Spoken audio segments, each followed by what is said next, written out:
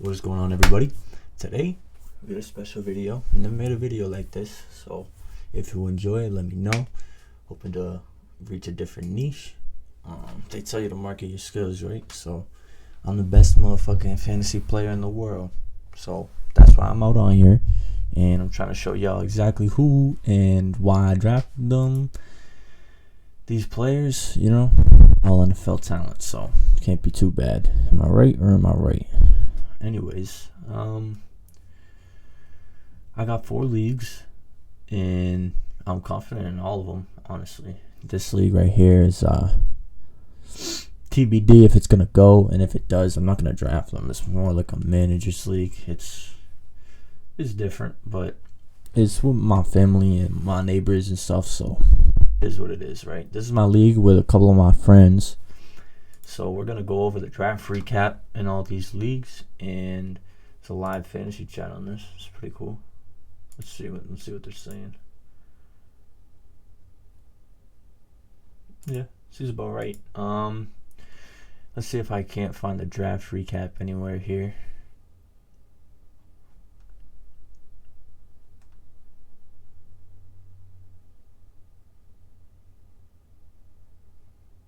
Alright, it's right there. Alright, so let's start by going over this team, right? So my first round pick is obviously Austin Ekeler. You can't go wrong in the first round. I ended up with the 3rd pick, and Ekeler was right there waiting for me. So scooped him up. He's 3rd overall on my big board. So I was happy to get him where I got him. 2nd round, I ended up getting Amon-Ra St. Brown, one of my favorite players in the league. So fun to watch. My dad always says he's always open. The kid's always open. I can't agree more. He just knows how to get open on the football field. It's just very impressive. Then the 3rd round rolls around, and Josh Allen falls to my lap. Now, a lot of people, when they draft, have specific strategies, right? My specific strategy is draft the best player available. Draft talent. I'm not over here going to skip out on Josh Allen. Oh, it's the 3rd round. I could get T. Higgins. T. Higgins is really good, but he's not going to give you the output that Josh Allen's going to get you. This is an 8-man league. If your quarterback's winning their matchup every week, that's going to play a factor in any league. I don't care what anyone says. A lot of people like to hate on the position, but I love drafting. I love drafting quarterbacks. I love drafting talent. Really, that's just part of the strategy. When you're not focused. Oh, let me draft running backs late. Let me get a quarterback in the 5th.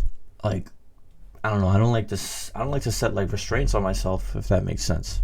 But I just got a notification. If Zach Ertz is on your team, you're not playing. So 4th round rolled around, and Calvin Ridley was right there. Another one of my favorite players. I loved Calvin Ridley coming out of the draft, coming into the league, and I still love him now. It sucks what happened to him with his whole situation with that with his suspension, but he's back and he's ready to roll. And then 5th round, Kenneth Walker. Bro, this kid, I was watching him last year when my dad picked him up. Me and my dad watched all the games together.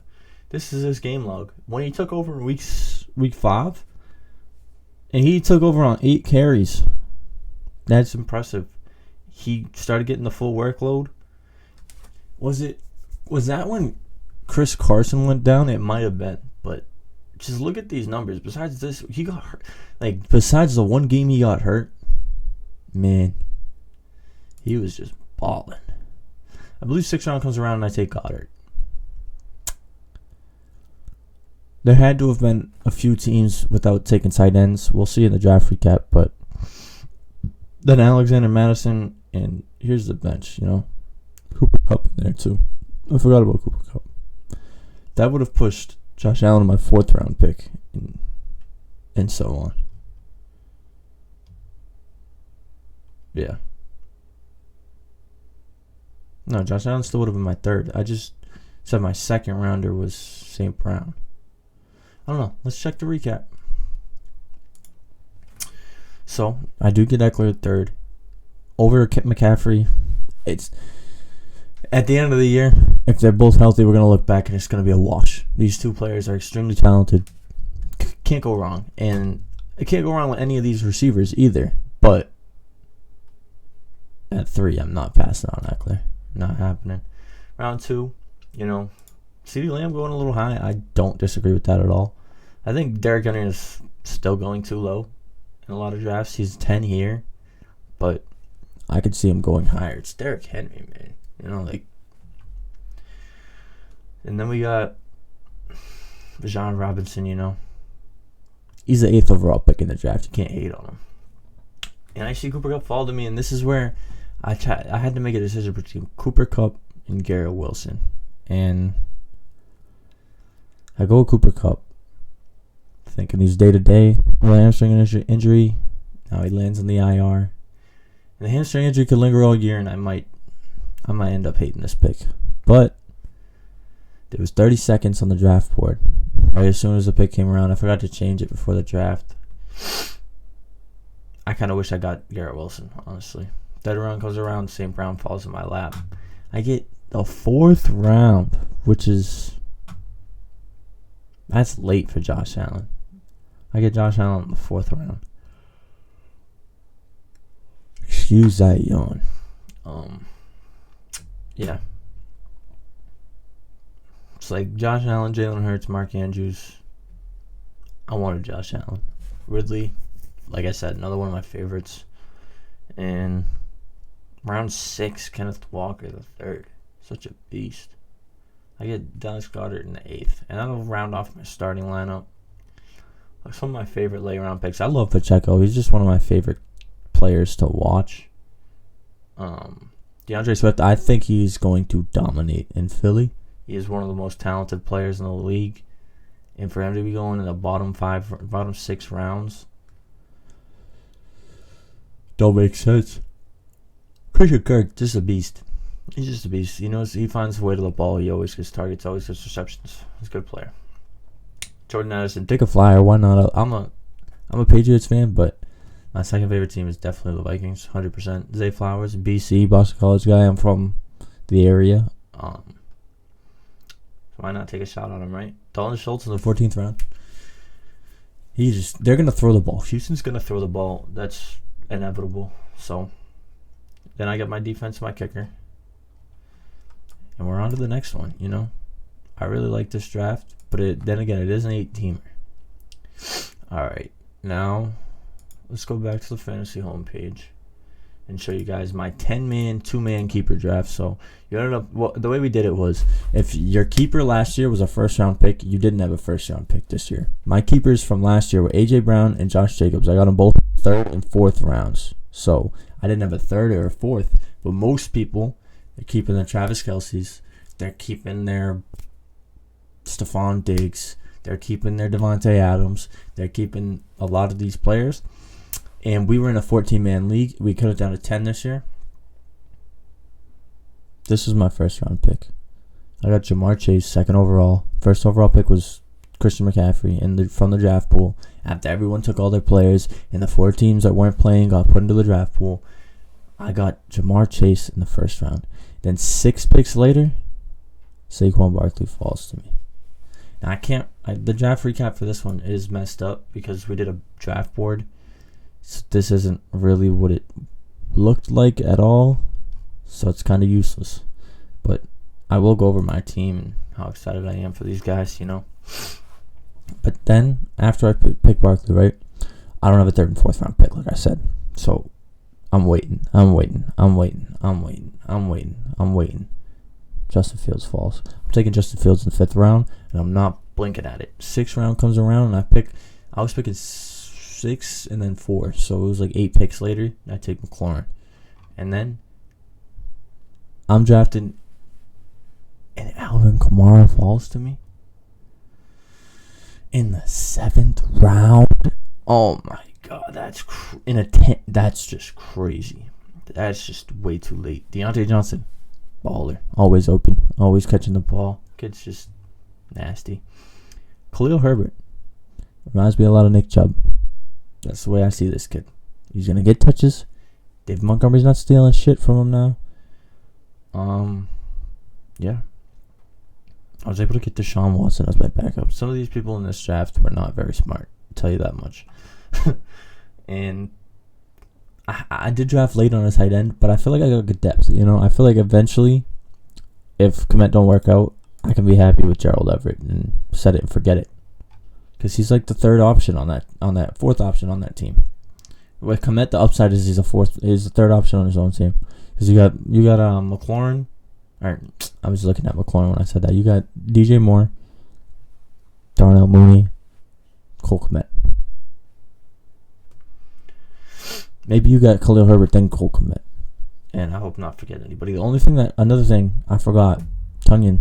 When Tunyon signed there, I didn't remember that when I was drafting, so it's unfortunate. I wish I could show you guys that draft recap, but can't all be winners, right? I believe I got an open spot in this league. Yeah. I'm just going to go straight to the recap. First round, 8th overall pick. This is a random league. So, Pat Mahomes goes 3. Fucking Burrow and Allen, 5 and 6. What? I don't know. I don't understand it. You wouldn't be able to convince me that that's normal. And then in round 2, I get Stephon Diggs. And in round 3, I know I'm picking at the turn almost, because I'm the 8th overall pick, so why not stash Kupp? I knew at this point, at this draft, I knew he was hurt. I knew he was potentially going to land on the IR. Still do.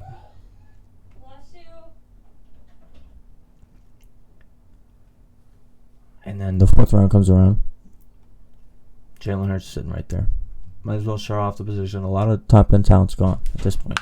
This is the first round massacre on talent. I could have gone Hawkinson here, which would have been a very decent pick. But around 5, somehow, some way, Mark Andrews is there. I know he's not playing today. If you have him in your lineup, take him out. He's not going to produce. I'll tell you that much for free. Then the 6th round, my guy, my breakout candidate, my favorite player for value in this year's draft it's DJ Moore. DJ Moore and Justin Fields remind me a lot of Diggs and Allen, where we knew they were both talented, but they're just gonna just level out right at the top. It's gonna be a fun year watching those two play together. Starting off today against Green Bay. Mike Evans in the 7th round. When I drafted Cooper Kupp, I was thinking I'm gonna have to draft heavy on receivers. And when you get Mike Evans in the 7th round, I could plug him. Excuse the yawn. I could plug him for as long as I need to until Cooper Kupp is back. Pacheco, I got Pacheco again. I got Khalil Herbert and DeAndre Swift again. I'm really happy with this draft. I'm really happy with my starting lineup today. And we're going to go out and ball. We're going to ball. We're going to ball. We're going to ball until we fall. Ball until we fall. Last draft to go over. I feel like I kind of skimmed over that last one, but I apologize. More traditional draft. This draft I ended up doing, or the last draft I was doing with my dad. This one I'm doing by myself, just a rando. I wanted to get number 1 so bad. That's what I was thinking during this. Let me get Jefferson. Please, let me get Jefferson. Please. And then I get Monte Adams. Can't be too mad. Get to root for Tay again. Excuse me. Second round goes around. A lot of the top end talent at receivers off the board. It's between Nick Chubb and Garrett Wilson. I already have Josh Jacobs. I was like, why not get Chubb? Why not? Round 3, I get Travis Etienne. That offense is going to be... That kid is... He's something special with his elusiveness, his speed, and his hands out the backfield. Then round 4, one of my favorite players to watch. Who doesn't like Lamar Jackson? Like, if you don't like Lamar Jackson, bro, we can't be cool. We can't be friends, bro. Round 6, I get Kenneth Walker again. But round 5, I get TJ Hawkinson. One of the better tight ends in the league. And we got him in the 5th round, so I'm not going to be mad at it. Round 7, I get McLaurin again. I don't like to stack too many of the same players, especially like if they're in a good offense. Then I'll get like, and I got Chase, let me get Higgins. You know, that type of deal. But just draft the best player available, and your teams will come out looking good. And that's how I feel right now. I feel I'm confident in all these teams. So I hope you guys get a glimpse into where my head was at when I was taking these players.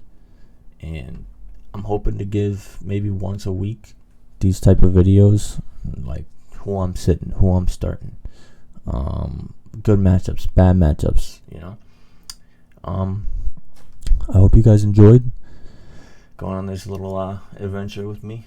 And yeah, good luck in your fantasy games, and may the odds be forever in your favor.